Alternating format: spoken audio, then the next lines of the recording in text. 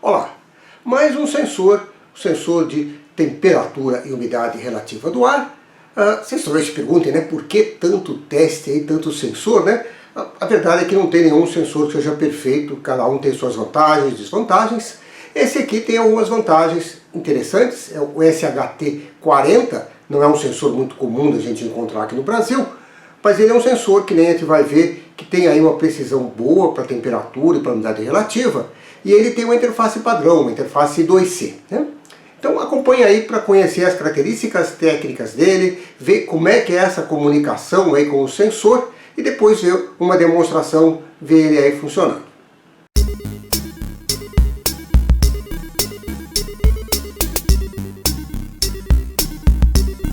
Como de costume, vamos começar dando uma olhadinha no datasheet, né, da Sensirium. Esse datasheet, né, é para o SHT4X, existem variações dele, lembrar sempre que o nosso é o 40.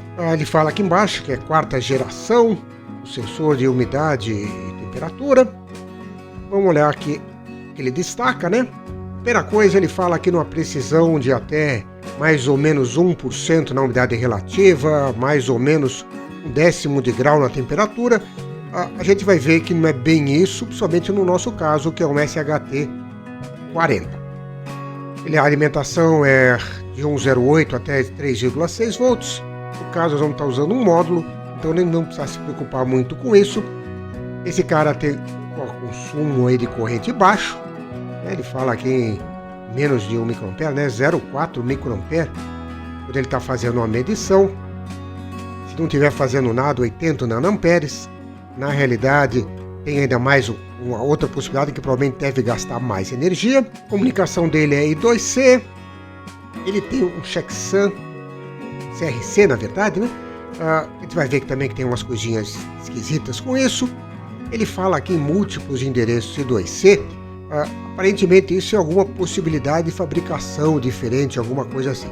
Na prática, que a gente tem aí, o endereço está fixo, é 0x44, não tem como a gente mudar. Um diagraminha aqui funcional, né? Então ele tem o sensor de umidade relativa, o sensor de temperatura, um conversor analógico digital para pegar o valor desse sensor e transformar no número que a gente vai ler.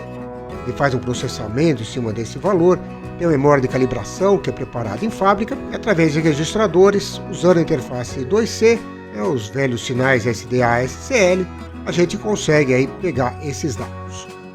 Ele tem aqui a alimentação, ele tem uma lógica de reset, você pode mandar aqui um comando pela interface para reinicializar o sensor.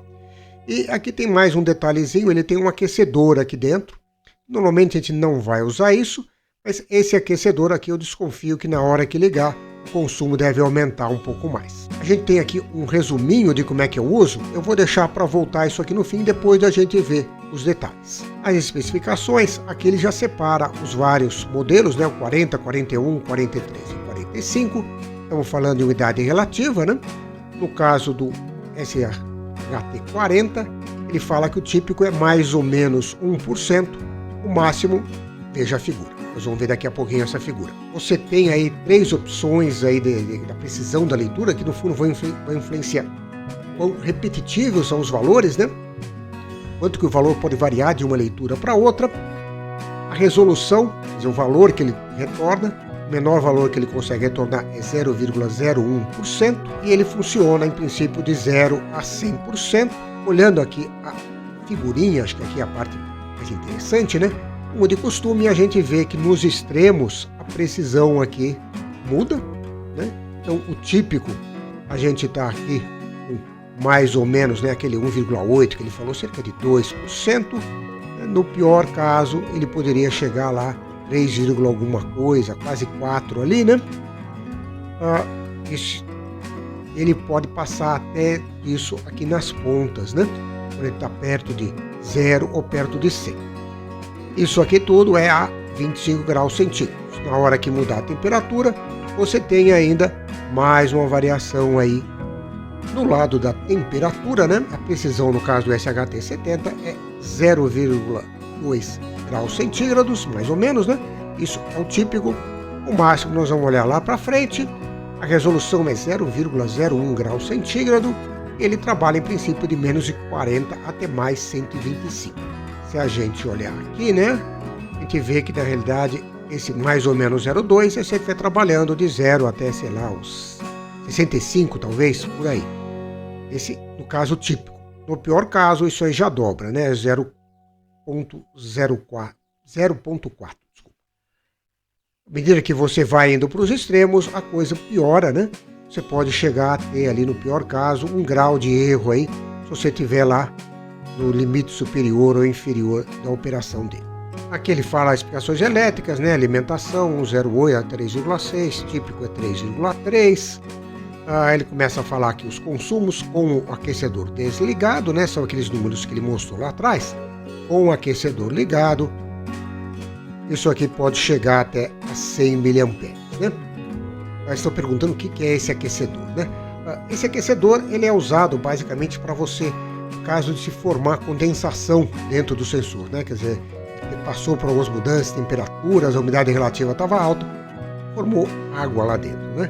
Então com o aquecedor você consegue tirar isso. Então, normalmente isso não é usado, é só se você estiver tendo leituras anômalas, aí é que você vai fazer um ciclo de aquecimento aí, para voltar ele para o modo normal. Ele fala mais sobre isso na seção 4.9. Aqui nós temos os tempos, né? Na hora que você liga, você vai poder ter ele operando depois de 1 milissegundo. Se você fizer o soft reset, também se aguardar aí 1 milissegundo.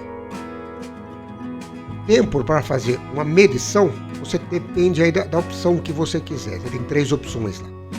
E cada opção é que vai te dar aí uma melhor leitura, digamos assim, vai demorar mais. No pior caso é 8,3 milissegundos, que nem a gente falou lá atrás, né? A comunicação dele é I2C. O esquema que trabalha é mais ou menos o seguinte: primeiro você vai mandar para ele um comando. Então você manda o endereço é fixo, 044, vai dizer que é escrita, e aí você vai mandar o comando.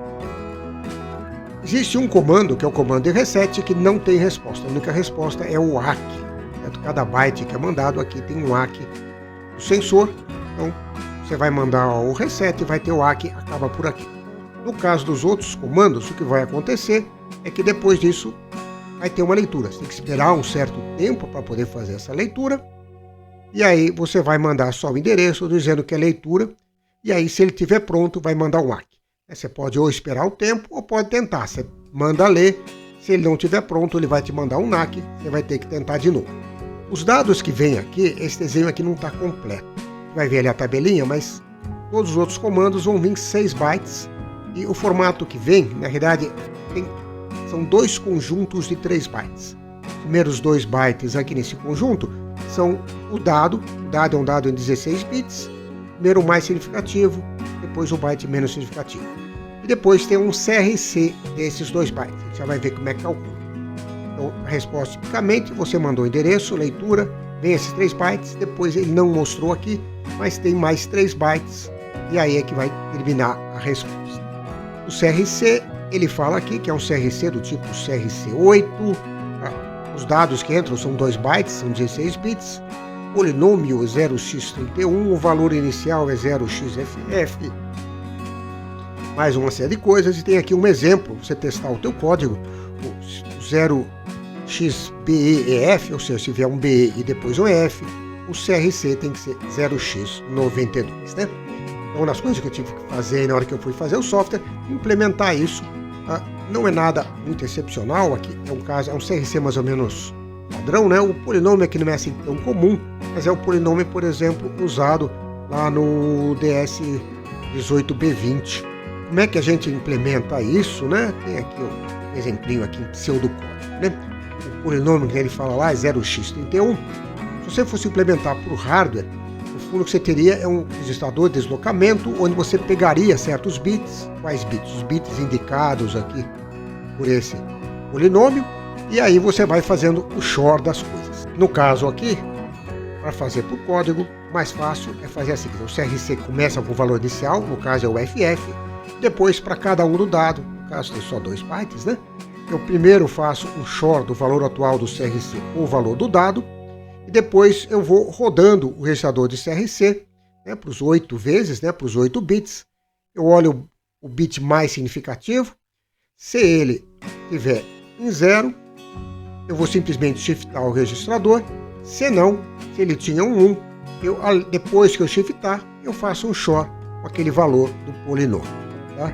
Então, esse aqui é um algoritmo básico, né? Não é o algoritmo mais otimizado, porque para cada dado eu vou ter que fazer aqui 8 vezes esse loop. No caso, a alternativa que eu teria seria fazer uma tabela aí com todas as combinações, mas não vale a pena para esse caso. Realmente não vale a pena. Eu vou usar esse código aqui. Voltando aqui ao datasheet, nós temos aqui os comandos, né? Então tem um comando que é esse 0x94, que é o software reset. Eu tenho depois aqui 3 comandos de leitura. Eu tenho aqui um outro comando de leitura que vai ler um número serial. Ele tem lá dentro o número serial de 4 bytes. Depois tem aqui diversos comandos aqui para ativar o aquecedor. E depois que ele desativar o aquecedor, ele vai fazer uma leitura da temperatura e da umidade relativa. Os valores que você obtém, tem aí umas continhas para serem feitas para você obter a temperatura, né? No nosso caso, o que interessa aqui é a umidade relativa e a temperatura em graus centígrados, né? O aquecedor, manda ligar o aquecedor, ele pega e automaticamente, depois de algum tempo, vai desligar e vai fazer a leitura, né? O que ele fala aqui de quando é que é aconselhado fazer isso, é se por algum acaso tem água ali dentro da superfície do sensor, ou então se de repente você estiver trabalhando muito tempo num ambiente extremamente úmido, isso poderia causar problemas também. Então esses são os casos onde você usaria o aquecedor. Voltando aqui àquela figurinha do início, agora que a gente já viu todos os detalhes, para ligar ele no microcontrolador, é ligar o SDA ao SDL. I2C normalmente você tem que ter aí resistores de pull-up. No caso, o módulo que eu vou usar já tem esses resistores de pull-up lá dentro. Se não tivesse, eu poderia tentar até ativar aqui os pull-ups internos do microcontrolador. A maioria das vezes isso é suficiente. Aqui tem um pseudocódigo de como é que você faria a coisa. Então vocês, para fazer uma leitura aí na alta precisão, né? Então você dispara, faz uma escrita, né, no endereço 44 com aquele FD, né, que é o comando.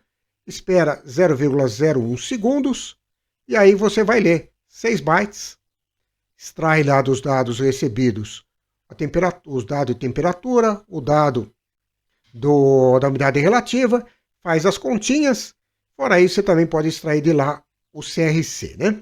Aqui nesse código ele não está conferindo o CRC, eu vou fazer isso no meu programa para a gente se divertir um pouco mais. Bem, vamos dar uma olhadinha aqui no código. Eu estou aqui espetado aqui a minha montagem, depois eu vou mostrar ela. Eu estou usando aqui o circuito Python. Então eu estou aqui cortando o Word, eu vou usar o Sleep, eu vou usar aqui a biblioteca da Adafruit para mexer com dispositivos I2C. Para mostrar o resultado, na hora que eu tiver ele na bancada, eu vou usar o LCD. Eu tenho um módulozinho aí customizado para funcionar com o meu display LCD I2C. E eu fiz aqui uma classezinha para acessar o sensor, começar pelo construtor. O construtor, o que ele vai receber é uma instância para acesso ao I2C. E eu vou criar um dispositivo, um endereço 44, né? E vou criar aqui um buffer de transmissão, só 1 byte, quando eu for enviar é só 1 byte. E aí eu vou dar aqui o comando 94, que é o comando de reset, que não tem resposta, só como um primeiro teste aí. Fora isso, eu vou implementar aqui uma leitura do ID, onde aí eu uso o comando correspondente. E aí eu vou pegar da resposta, eu vou pegar aqui os 4 bytes que tem lá, para obter o número. Eu vou ter também aqui a função de leitura de umidade, temperatura e umidade. Eu executo aquele comando FD. E depois eu pego e faço a continha, tá igualzinha como tá lá no datasheet, só adaptar algumas pequenas adaptações aqui, porque nós estamos em Python, né? E aí eu obtive isso. Bem, dá para ver que a parte importante é esse meu exec aqui, né? O que esse exec aqui vai fazer? Ele vai botar lá o comando no buffer de transmissão, vai criar um buffer de recepção, ele recebe aqui um parâmetro opcional aí, né, de qual é o tamanho da resposta, normalmente é 6. Recebo também um parâmetro quanto tempo eu espero depois que mandar o comando. E aí eu vou pegar e vou fazer 3 tentativas. Se eu estou sem resposta, eu vou só dar o write. Se o write der certo, eu espero o delay, tá tudo bem. Se por outro lado eu der ali o write e der algum erro aí no I2C, eu vou pegar, vou anotar aqui o erro e vou repetir aí o total de 3 vezes, né?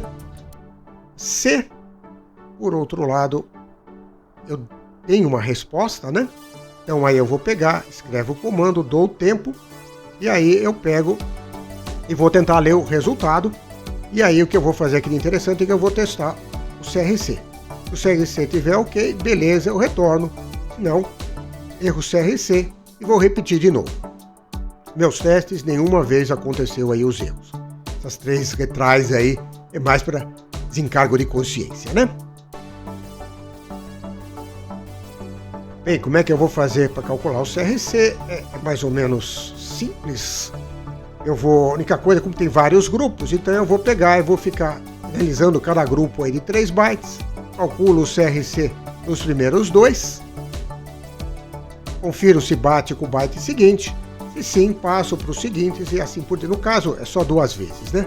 Mas tá, é uma coisa um pouquinho mais genérica. E como é que calculo o CRC? É aquilo que a gente viu antes, né? CRC é 0xFF, aí eu vou pegando cada byte no dado, faço o short do byte com o valor atual do CRC e depois para os 8 bits eu vou pegar e vou shiftar se o byte era 0, se não eu vou shiftar e fazer o short com 0x31. Um pequeno detalhe, né? Eu aqui, no caso do Python, né? Isso aqui é um número, não é um número de 8, posso falar que é um número de 8 bits, então eu estou fazendo aqui um AND com 0xFF para a coisa ficar sempre restrita ali aos 8 bits de interesse, ok? Então essa é a parte mais interessante. O programa principal é relativamente simplinho. Eu vou pegar, vou instanciar ali o I2C, eu vou depois fazer aqui um scan para obter os endereços dos dispositivos que tem. Dando tudo certo, deve aparecer o endereço do sensor e do meu display. Aí eu vou criar aqui o meu sensor e vou ler o ID dele. E depois eu vou pegar, vou criar o meu display. E aí eu vou ficar aqui num loopzinho, onde a cada 2 segundos eu vou fazer uma leitura. E vou mostrar no display, também vou fazer um print, né? Temperatura e a umidade. Então vamos rodar. Então ele achou lá o endereço 3F, é o meu display, 44 é o sensor, esse é o ID que ele leu, e agora aqui ele está lendo, né? Eu estou botando aqui com bastante casas, né? Mas dá para ver aí que o valor não varia muito, né? Lembrando que por cima que a precisão dele, na realidade, seria aí de 0.1, 0.2, né? No caso da temperatura. Então ele realmente, você vê que as leituras estão bem próximas uma da outra. Se eu quiser forçar uma variação, vamos fazer o velho truque de botar o dedo ali em cima. Vamos ver se eu acho o sensor. Botar o dedo ali perto. A temperatura deve começar a subir ali. Já tirei o dedo, já está descendo ali de novo, né? Esse vídeo não tem patrocinadores, eu não tenho monetização no YouTube, eu faço isso pela diversão e agradeço aí os likes e os subscribes. E se vocês estão gostando das coisas que eu faço, não esqueçam de dar uma olhada no meu novo livro aí, usando sensores com a Raspberry Pi Pico. Obrigado. Então tá aqui a montagem funcionando, né? O que eu estou usando como microcontrolador é essa plaquinha aqui da Adafruit, a Fedor RP2040, né? Eu escolhi ela em primeiro lugar porque eu gosto do RP2040, né? Dá para rodar com ele aí o circuito Python. Essa placa aqui também, ela tem esse conector, né? O módulo que eu estou usando aqui com o SHT40 também é da Adafruit. Então ele tem sistema de conexão aqui, fica fácil, não precisa soldar nada, tem a conexão.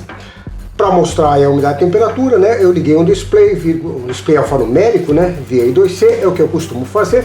A única coisa é que eu não consigo aproveitar esse outro conector I2C daqui e ligar direto, porque esse display precisa de 5 volts e a alimentação nesse conector é de 3,3. O contraste ali não fica bom.